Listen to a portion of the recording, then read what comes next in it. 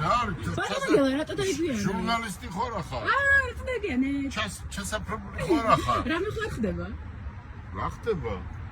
რაღაცა ხდება. რატო დავიგვიანე?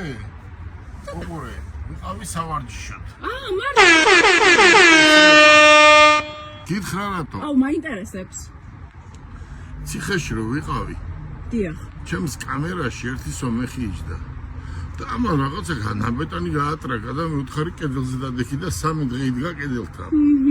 მეოთხე დღეს მისი მეუღლე მოვიდა და რაღაცები მოუტანა და მათ შორის ერთი ჟურნალი. და კითხულობს ჟურნალს, კითხულობს და მეუთხარი ბიჭო, ცხოვრებაში რო არასდროს არ წაგიკითხია, ახლა რა წერია ისეთი მეცი და რაღაცა ესე ამოუხაზია წითელი პასტით. მე კიდე პირველზე წევარ ესე წამოწოლი ფაშისტების იმაში, ლოგინში. ეს კიდე ზევიწევს, გაიგე, ესე მომაწოდა. და სარკე თუ რა რომელიღაცა გაზეთი იყო და ესე შემოხაზული იყო.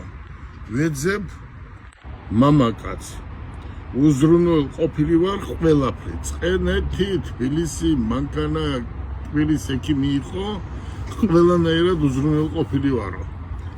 და ვეძებო მამაკაცო. მაგრამო არ გამომეხმაუროსო. ღიპიანი და წნეთში ვიყავი სავარჯიშოდ რო დავიკლო.